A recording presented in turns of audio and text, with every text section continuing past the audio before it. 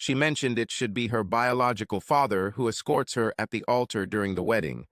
The statement came out of nowhere, without any prior warning or apology. It was as if she was reading from a grocery list. Initially, I remained silent, merely blinking twice before setting down the spoon I'd been stirring for hours, preparing her favorite black bean and beef chili with cornbread. I had to ask again, not looking at her, "Rick?" The man who disappeared in 26 and has never sent her a single postcard.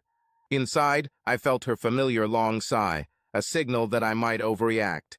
She seemed unperturbed, leaning casually against the counter, as if this wasn't the moment she was challenging my 18 years of fatherhood. "It's not personal," she explains. "She just thinks it would be nice for her biological father to give her away." I finally turned to face her, the kitchen suddenly feeling smaller and tighter than usual. He's rekindled things with her somewhat, and I interject quietly. "Let me clarify.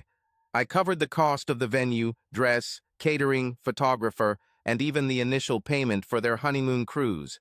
But when it comes to walking her down the aisle, the one meaningful moment where I'd stand by the woman I brought up, she chooses the man who abandoned her before she lost her first tooth." Susan didn't respond. I recognized that silence. I've heard it in various forms over the years, when she defended Emily's bratty behavior, made excuses for her brother's freeloading ways, and forgot our anniversary but meant well. It was the silence of someone who made a decision days ago and was now informing me. "She doesn't want you to attend actually," she added almost immediately, as if she knew that would hurt the most. There it was, not just a slap, but a full backhand, open palm strike, straight to my soul. I didn't shout. I didn't throw the chili. Dear friends, if you enjoy this story, please like and subscribe to our channel. It will motivate us to make more videos like this for you. I didn't inquire about her ability to remain seated in the house I personally reconstructed. Near the refurbished cabinets, I recalled polishing them during the summer Emily departed for college, and she voiced such remarks to me as if I were merely a heartbeat within a wallet. Instead, I grabbed the cabinet handle, extracted a beer that hadn't been chilled yet, and twisted it open. I took a lengthy gulp, focusing on the backsplash tile I had set the previous year, the one Emily assisted me in selecting. I didn't ask why. I was already aware. I'd observed the signals, slight ones, her growing detachment, her hesitation when I called her by a pet name. How she would flinch when someone asked, "Is that your father?" And she'd only respond, "He raised me," as if I were a temporary foster parent with an impending expiration date. "All right," I eventually responded.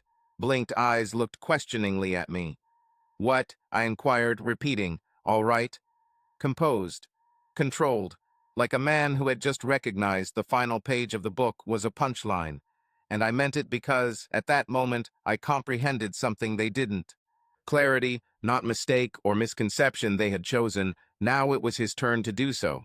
The house lay still, heavy silence that fills rather than empties, pressing upon you.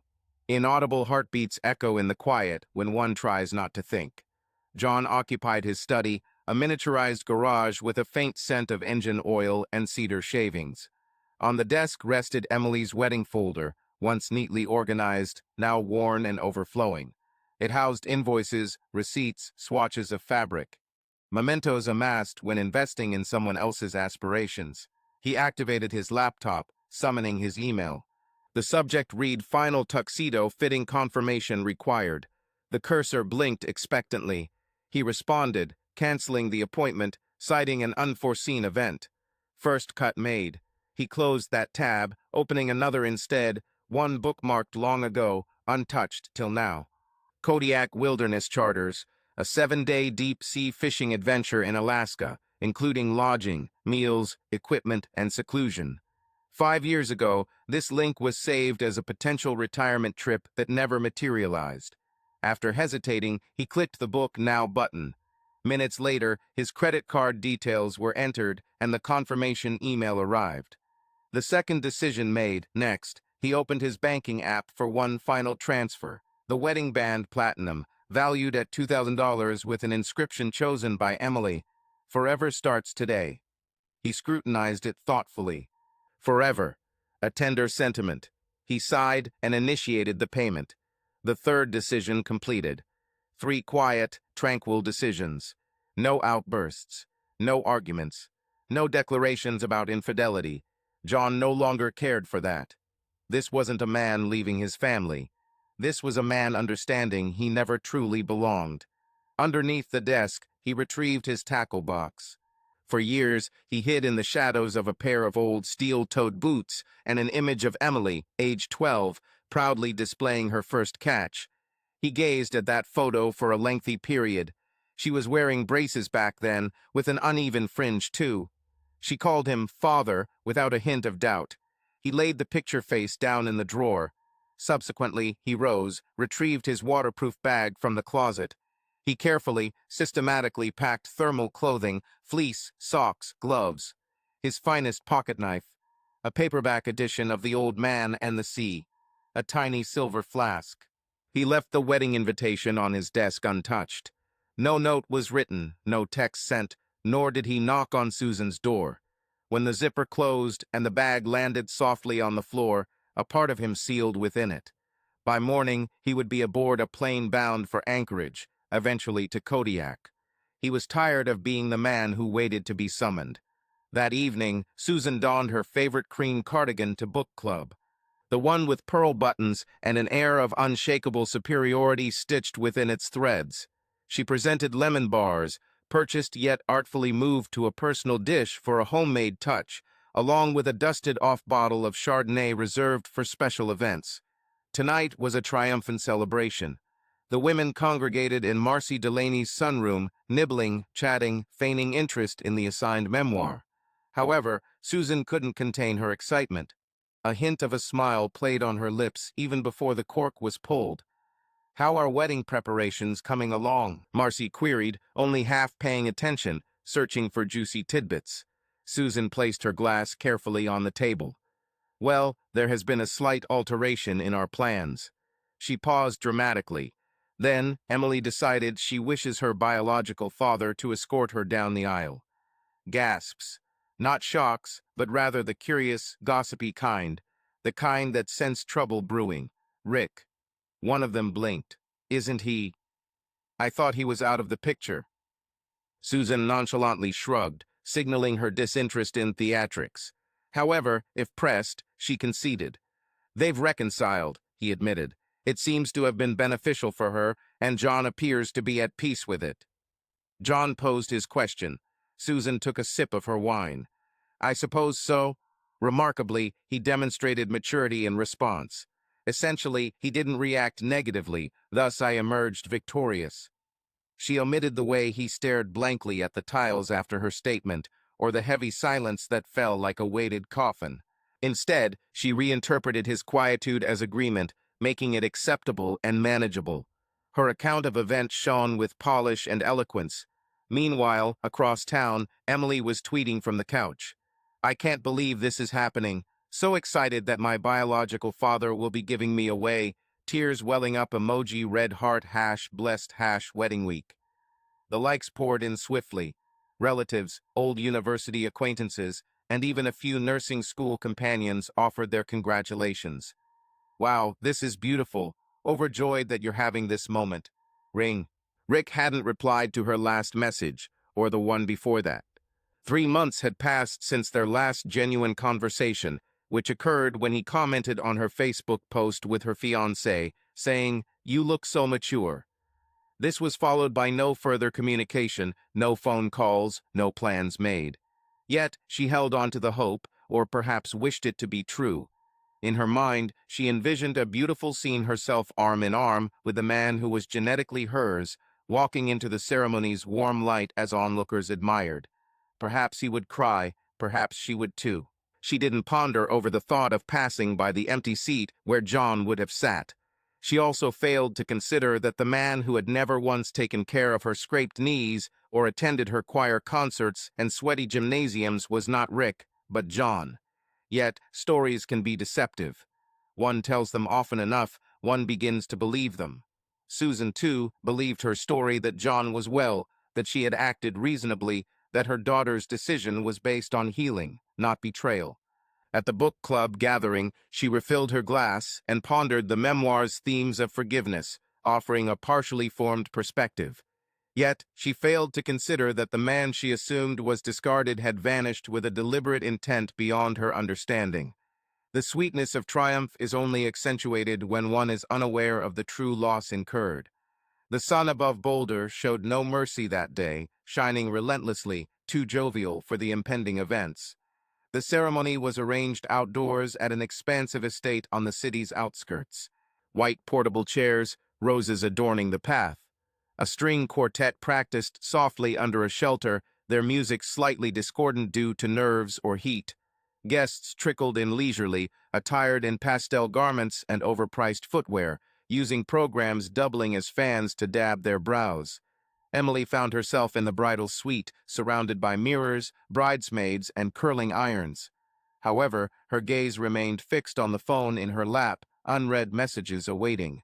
Not from him, merely a florist inquiring if more boutonnieres were required. One of her bridesmaids soothed, misunderstanding her quietude as nervousness. "Relax," she crooned. "You're radiant." Emily managed a strained grin. Her bouquet was wilting at the edges, mirroring her fading confidence. She smoothed down the hem of her custom-made gown, the one John had paid for, and turned toward the door, expecting to hear his familiar knock, carrying a coffee cup as on mornings past. Instead, there was only stillness. Only Susan downstairs. Susan, with white knuckles gripping her phone, pacing outside the main hall, voicemail greeting her again and again. "Rick, this is Susan. Where are you?" The ceremony was due to start in 20 minutes. Emily waited. "Call me," she said, hanging up before dialing again, only to hear that same voicemail once more. The event planner, attempting to keep the machine functioning, asked, "Everything all right with a processional arrangement?" Susan pasted on a smile like a mask of wax. "Yes, just a minor hold-up." "Should we postpone the ceremony because your father is running late?" Susan replied swiftly. "No, he'll make it. However, that's not likely." She was certain of this deep within her, having checked his Facebook the previous night and discovering his latest post was about a poker tournament in Las Vegas. She knew it when he stopped responding to texts 3 days ago. Yet, she chose to dismiss that intuition. Just as she had neglected his role as a father for the past 18 years, which Emily experienced as her upbringing. Whispers were starting among the crowd. They were more observations than concerns. "Didn't you say your stepfather raised you?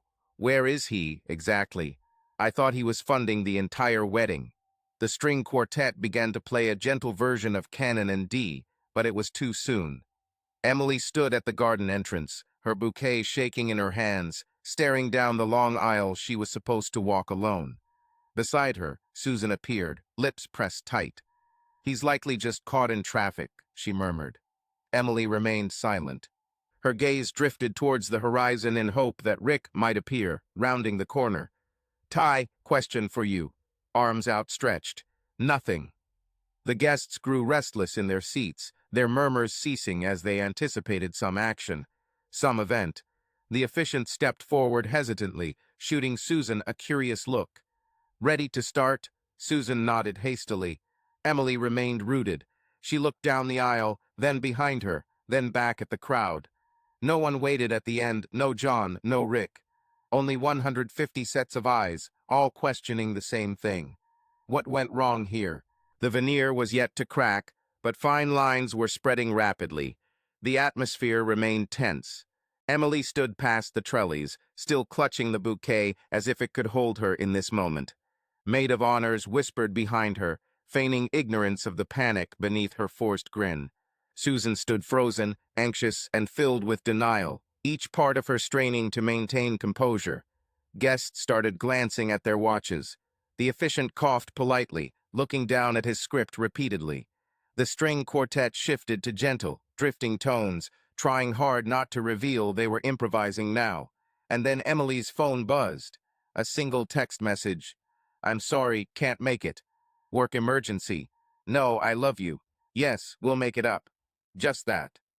Her breath caught. She read it once, then again, hoping the words might transform into something warm if she stared long enough. Seeing Emily's expression fall, Susan didn't need to ask. "What did he say?" she whispered, eyes narrowing. Emily remained silent. Her fingers hovered over the screen. No tears fell yet. The body can suppress tears when there are too many people watching. Susan snatched the phone from her hand, read it, and understood. Frozen. Instinctively, she hissed, "Incredible that, man." Emily remained unmoved, continuing to scan the aisle for John amidst the sea of faces. A vestige of reflex in her heart lingered, hoping he might still show up, expecting him there, with open arms and kind eyes. But the aisle remained void. The man she'd chosen, her father, had departed as coldly as an automated message. Susan began to worry. "Wagon, we'll sort this out. Perhaps Uncle Brent can escort you instead. Or hold on, what about your cousin Greg?" Emily retorted. "Greg is only 15. Susan hesitated, then stopped her words just as abruptly. She was floundering now, clutching at straws and imaginative solutions. Reality was tearing through her carefully constructed facade, mercilessly. The gathering was uneasy. A guest in the back coughed loudly, purposefully. Another glanced at their phone and whispered, "Goodness. What have the bridesmaids leaned into? You could simply walk yourself down." Emily's gaze silenced her instantly. Empowerment was far from the matter at hand. Disbelief reigned supreme. Despite Susan's constant boasts about magical encounters and reconciliations, and her nonchalant dismissals of John's absence, none of it had managed to coax Rick into their presence. He remained as elusive as ever, a specter in the wings. Yet, on this occasion, he chose to materialize only when the cameras were rolling. And now, every spectator sitting in those folding chairs was privy to this revelation. The man who played the role of father had been instructed to stay away, while the one who abandoned her remained conspicuously absent until the moment of the ceremony. Emily stared at the screen once more before securing her phone. Her hands trembled uncontrollably. Flowers don't always splinter into pieces upon impact. Sometimes they wither gradually and silently, decaying until they crumble in your grasp. She was there, adorned in a gown that cost $4,200, bought solely by John. Yet she wasn't prepared to face the audience without her father or with that particular father. The murmurs started like a gentle wind passing through the gathering, initially faint and then intensifying, much like an unexpected storm threatening to lift the entire tent. I wondered if John had raised her. But where was he? Wasn't he the one who funded everything? Aren't they talking about the stepfather who constructed their deck the previous year by hand? It wasn't anger or indignation. It was something more disturbing, a puzzled, quiet curiosity that arises when people sense a lie on the verge of collapse. Susan sat in the second row, gripping her purse tightly with white-knuckled tension, attempting to appear serene, proud, and completely composed. Yet her left hand couldn't stop shaking. She persistently fiddled with the bottom of her gown, pretending to remove non-existent lint, avoiding eye contact with Emily. Emily stood motionless at the altar's start, a solitary bride without an escort, showing no signs of movement or backup plan. 2 seats away, Marcy Delaney leaned towards her husband and murmured, "I recall John used to fetch Emily from the youth choir every Sunday, regardless of whether it was raining or shining." He gave a thoughtful nod. "Wasn't he one of the guarantors for her student loans as well?" A third voice emerged, an uncle on the groom's side. "So where is he then?" Susan listened attentively, as if the words were bouncing inside a pressure cooker. She forced a smile, the kind that threatens to unravel you like overstretched tissue. Her lips remained stiff, but her jaw clenched so hard it made a clicking sound. The urge to rise and speak up surged within her, perhaps suggesting John had other obligations, inventing an unexpected sickness or a work crisis. Anything that wouldn't resemble the woman who had spent 18 years as a mother, only to watch her husband vanish and allow him to remain absent. Acknowledging him now would imply accepting their decision, so she remained silent, causing whispers to escalate. Emily's fiancé was engaging in hushed conversations with the officiant, evidently delaying. The bride's mother was exchanging whispers with the maid of honor. Bridesmaids stood uneasy in formation, uncertain whether to maintain their poses or take a seat. Meanwhile, Emily didn't shed tears. Instead, she fixated on the aisle, still gripping the bouquet as if it were her only source of support. Her eyes were wide, devoid of moisture or blinks, like someone anticipating an elevator that would never arrive. A guest in the fourth row pulled out their phone and started typing, sharing with their neighbor, "I swear, John isn't here." Such a thing, he was always present. Another added their agreement. Imagine financing a wedding and being told not to attend. That's quite chilly indeed. And karma? It took a seat. For it wasn't merely Rick's absence, but everyone's awareness of it that mattered. The social balance was swiftly altering in this moment. The biological father had vanished, the stepfather was present yet absent, and the collective room was performing emotional calculations aloud instantaneously. Every glance, every hushed comment, every subtle head shake was a fracture growing beneath Susan's ideal storyline, and there was no way to mend it without confessing their deeds. As for John, he wasn't present, but the world was. The music suddenly stopped mid-note, as if someone had flipped a switch. The quartet hesitated, unsure whether to continue or repeat. The officiant stepped forward, attempting to project authority he lacked. His voice echoed through the seated crowd like a gavel in court. Audience members rose, adjusting their seats and programs, standing attentively. Eyes turned towards the hallway's entrance, filled with anticipation and ignorance of the upcoming event. Emily took a deep breath, holding it for a moment before stepping out alone.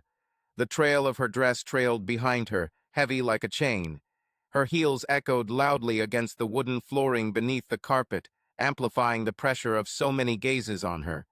She reached the midway point, hesitating briefly, waiting for her father to appear. However, no one was there, neither Rick as planned nor John in reality. A gentle breeze stirred, rustling her veil as if the very air wanted to escape this instant. From the front row, Susan seemed to tense up. Her mouth opened slightly, seeming on the verge of speaking, but remained silent. She looked confined, ensnared by a social trap of her own making. Emily cast a sidelong glance. Her countenance betrayed emotion as the determined yet puzzled figure posed the conventional query, "Who presents this bride?" A pause enveloped the room, echoing with no coughs, whispers, or rustling garments. Silence reigned supreme, as if time itself held its breath.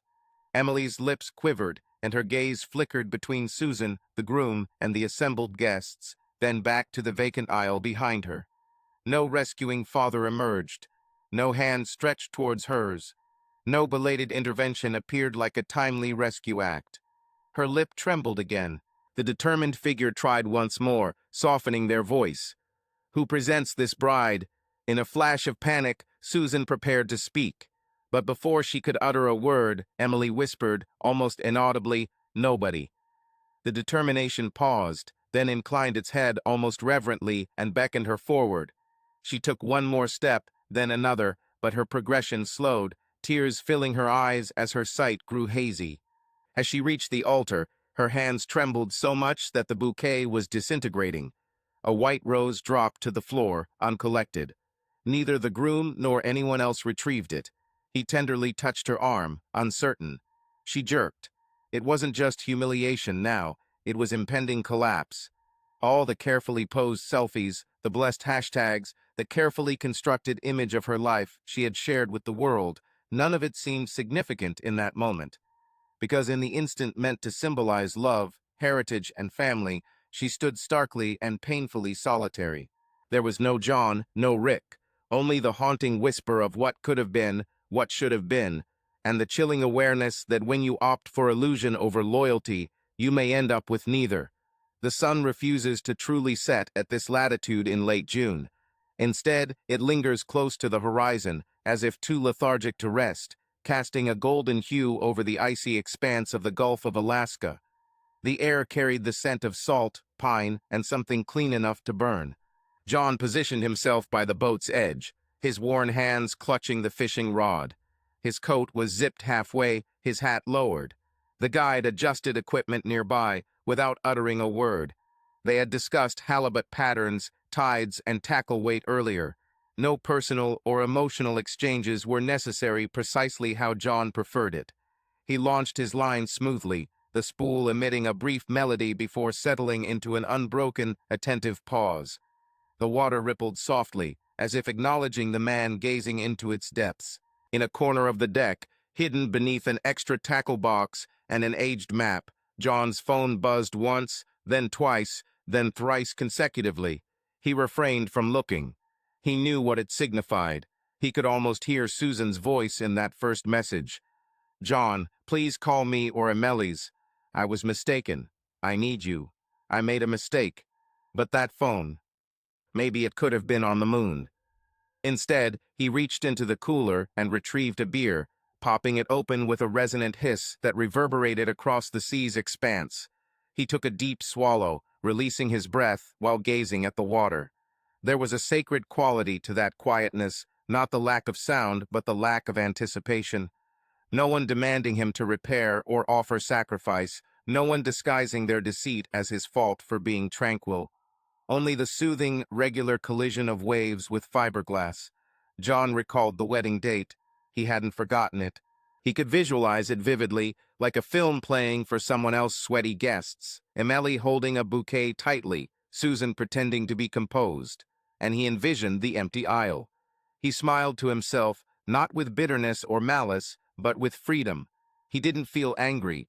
He didn't even feel validated. He felt finished. 18 years of giving, of being present. Instead of being a constant support, he was finally prioritizing himself. This time, he opted for the tranquil sea and quiet stillness, savoring the taste of beer under the unceasing sun. The fishing rod dipped slightly, triggered a bite, and he reeled slowly, steadily, deliberately, not hastening or pursuing. When the fish finally emerged, flailing and angry in the net, John chuckled for the first time in weeks. Softly and calmly. His phone buzzed again, but this time he ignored it, turned away. Peace isn't something you search for. It's what you stop surrendering. By Sunday morning, Susan was visibly unnerved. The initial controlled worry on her wedding day transformed into raw desperation. Her calls grew erratic, a dozen within the hour, another 5 overnight, all going straight to voicemail. Each one bore little resemblance to the woman who advised her husband to skip this event, claiming it wasn't his moment. Barefooted, with hair in disarray and smudged makeup from an insincere effort at grooming during the reception that felt more like a farewell, she wandered the kitchen. Emily remained upstairs, having barricaded herself in the guest room following the after-party while still wearing her wedding dress, having fallen onto the bed face first. Susan had knocked twice, but there was no response. At 8:47 am, Susan phoned again, only to be met with a voicemail. She tried multiple phones, the house phone, her brother's, and her old work line, yet still she heard nothing. Her messages were filled with unread texts, their blue bubbles stacked like fallen dominoes. Each one bore messages of concern. "John, I realize we hurt you. Please call. Emily isn't well. She hasn't uttered a word since the ceremony." In my anxiety, I realized I had been mistaken. I hadn't meant what I said. "Please, just hear your voice once more. You were correct about Rick. We erred. She needs you. She's asking for you." Emily, appearing by midday with unkempt hair and flushed face, emerged in the diamond earrings John had given her for nursing school graduation. At the kitchen table, she sat like one awaiting judgment. Susan filled a cup of coffee, her hands trembling slightly. "He hasn't responded," she whispered. Emily nodded understandingly. "I know." She picked up her phone, navigating to messages, skimming through countless wedding messages, Instagram tags, and congratulations posts before reaching the last conversation with John. The last message she ever sent him, 2 weeks prior. "I think it would mean a lot if my biological father were there." She stared at it, her thumb lingering. Typed, "I'm sorry. I don't understand why I said that. You have always been my father. Always. I made a mistake. Please return home." Message received. She waited. No response. A single check mark appeared. No reply followed. She tried again, this time sending a voice message. Her voice broke partway through the message. "I didn't intend to drive you away. I was foolish." She contemplated. "I can't recall what I was thinking. I apologize sincerely." You were there each day without fail. I require you. I need you. She had dispatched the message, left the phone aside, and scrutinized the screen as if expecting a divine intervention. It merely stared back, lifeless and unresponsive. Susan drew her cardigan close and murmured softly to herself. He always responded, but not this time. For when a man discerns the chasm between being indispensable and being manipulated, he ceases to respond. John settled on the dock behind his rented cabin near Kodiak. The tide had receded, exposing glossy black rocks and remnants of aged crab traps entwined in seaweed. A raven called from somewhere behind him, a slow, resonating caw that seemed more amused than menacing. In his lap, the phone vibrated once more. Quietly, persistently, pitifully, he chose to disregard it. He was carving, without aim, merely shaping a driftwood stick with a tiny blade he'd carried in his pocket for years. The actions were mechanical, calming. A quiet repetition suppressed an overwhelming urge to feel everything intensely at once. Time passed, and his curiosity overcame him. He put down the stick and flipped his phone over. There were 16 missed calls and 9 new messages. The last one was from Emily, only 20 minutes ago. I was wrong, Father. I'm truly sorry.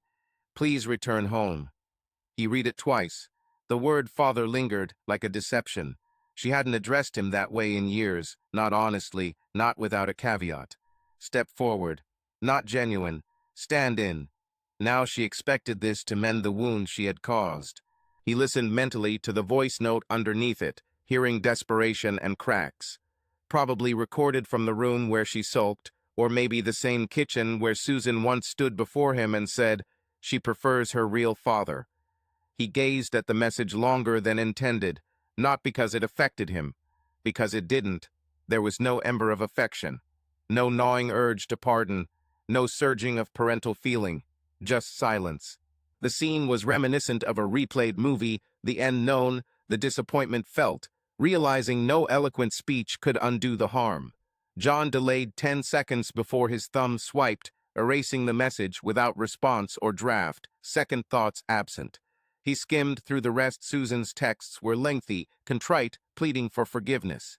I was wrong, she said, trying to shield her moment, not to hurt you. We erred. Please let us discuss. Please.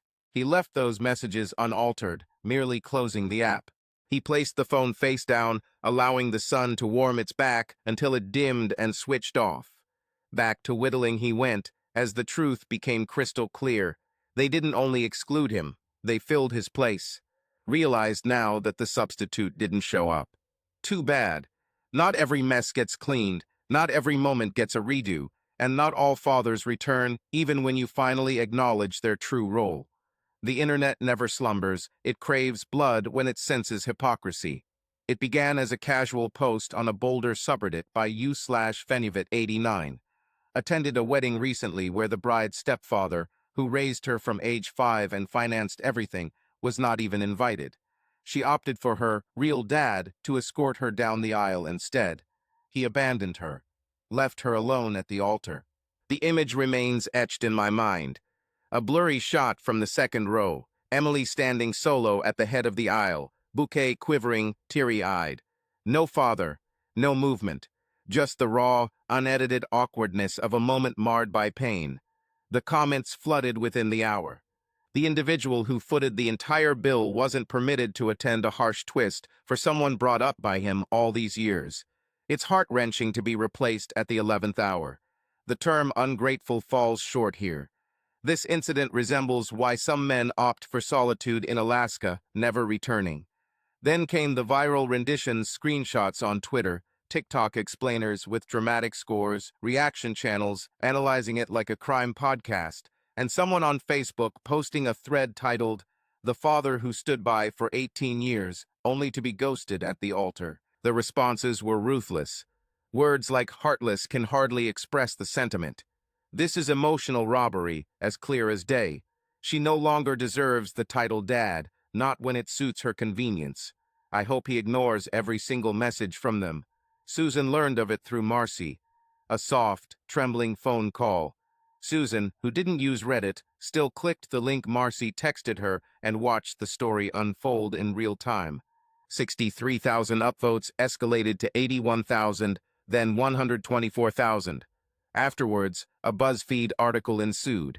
A bride opted for her biological father over the stepfather who raised her. Social media erupted. She perused through the comments. Some were cruel. May that stepdad spend the rest of his days fishing in solitude. The mother's equally blameworthy. It's unfortunate when a husband is replaced like an ill-fitting coat. Others were more subtle in their criticism. He was not just a stand-in. He was the whole foundation. One rarely appreciates the value of such a man until he's absent and unreachable. Susan switched off the app. Emily remained in the guest room. Her phone had drained its battery. The remnants of her wedding makeup still marred her face, streaked under her eyes. It seemed like spectral traces from a ceremony that felt more like a live-streamed lament than a joyous occasion. By evening, even distant relatives were inquiring. Was it true? Why didn't John escort her? Why was he absent? The real question, hidden beneath all the uproar, was the one Susan couldn't escape. Why? Why did you assume he'd remain faithful when you showed him to be interchangeable? What people failed to grasp, what everyone online understood swiftly, was that love like John's cannot endure oblivion. It fades silently. Then it leaves room for silence to speak. After 3 weeks, Denver had started to cool down a bit, with August letting go of its grip. The mornings were sharper now, the light more golden than blinding. Life continued. Cars still clogged I-25, lawns were watered as usual. But for Susan, everything seemed to move at a snail's pace. Emily had gone back to her condo with swollen eyes and a wedding album she didn't want to open. The pictures presented an edited account of the day. She stood alone, bouquets centered, lips pulled into a strained half-smile. They hadn't ordered prints. The buzz surrounding the stepdad story subsided as viral stories do, but it lingered, echoing in the grocery store and gym staircases. In the pharmacy, a woman whispered, "It's disgraceful what they did to that man." Loud enough for Susan to overhear. She remained silent. There was nothing she could say. Then, on a Thursday morning, an event unfolded. Susan entered her local hardware store, a list in hand. Her intention was to buy spackle to fix the broken light bulb on the back porch. As she walked down aisle 6 halfway through, she looked up and saw him, John. He appeared calm, had lost 10 pounds, and wore an old flannel shirt, jeans, and a worn-out baseball cap. This man was unrecognizable to her. He seemed improved, not fully healed, but conclusive, as if he had discarded a weight that never should have been his to bear in the first place. For a brief moment, Susan stood frozen. Then, instinctively, she hesitated. John paused. He turned his head. Their eyes met. Susan's lips parted, and her hand twitched slightly by her side, as if she might reach out to him. As if she was about to utter something rehearsed yet desperate. However, before she could speak, John did something straightforward. He smiled, not wide, not bitter. He merely uttered, "I acknowledge you, and I am liberated now." With a soft, measured stride, he departed. No recriminations, no dramatic soliloquy, no necessity to justify himself to the woman who had observed him being obliterated, abetted in his erasure, and only sought him out when the illusion crumbled. Susan remained rooted in that aisle, bathed in fluorescent light, alongside garden shears and corroded screwdrivers, clutching her shopping list as if it still held significance. Yet it did not. For John's silence was no longer void, it was fullness. It encompassed everything she had never granted him: the last say, the ultimate decision, the self-respect of departing without seeking validation. That was his victory, not retribution, not recompense. Simply a man who ceased demanding a place at a table from which they had long taken away his seat, and instead strode into a life that no longer required approval.